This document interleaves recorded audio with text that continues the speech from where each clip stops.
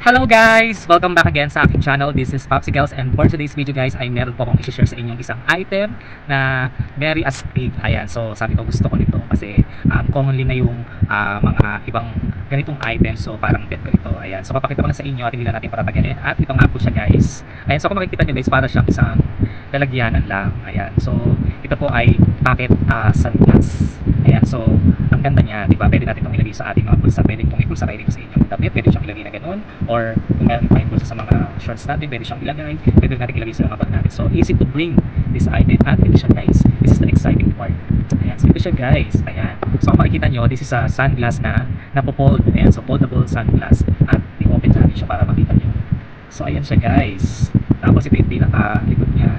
At nakapold din yung pinaka-holder niya. Ayan. So, astig diba? Tapos buksan din natin yung kapila.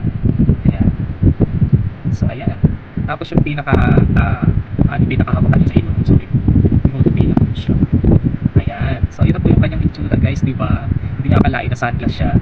Kasi foldable siya, diba? So, ayan. Ang cute. So, sabi ko gusto ko ng ganitong sunglass kasi very maliit lang yung kanyang lens. Tapos mahaba siya, diba? Parang lakas makatago. Ayan. So, itry natin siya kung bagay ba sa akin. So, let's wear it. Ayan.